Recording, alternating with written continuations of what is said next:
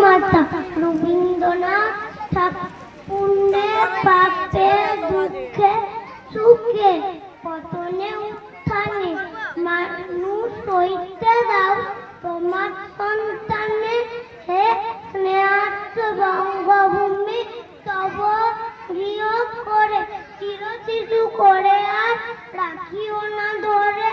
দেশ দেশান্তর মাঝে যার যেটা খুঁজিয়া লইতে দাও করিয়া সম্মান।